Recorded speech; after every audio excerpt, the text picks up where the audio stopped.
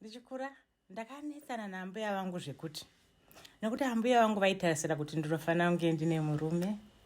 Ambuya vangu vaitarisira kuva nemukwasha muzukuru anouya achiti ambuya makadii. Asi pavakaona pasina mukwasha ari kuuya, ambuya vangu vakatanga kubvunza, naye mwanangu, ko ucharoorwa riniko? Ndikati naye ambuya, ko ndinodirei kuroorwa? Zvikanzi nekuti ndokuti uve nechiremera kamwanangu. Kana usina kuroorwa hauna chiremera. Kana une murume chete ndopaune chiremera.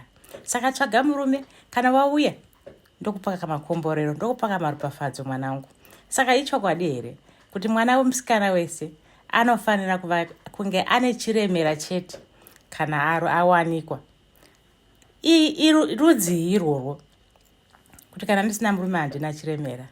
Hapana here chandinokwanisa kuita ndega ndisinaye murume. Imhosva iyi yakapara mwana musikana. Kubva kwandiri, kana usina murume hazvireve kuti hauna kuropafadzwa. Unongoropafadzwa zvakadaro, unochengetedzwa zvakadaro.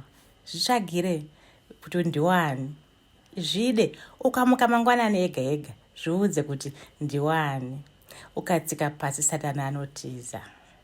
Zvifadze, zvichenere, itya zvaunoda, gara zvaunoda, zvichengetedze murunyararo rwaunoda iwewe. Handiti from me to you.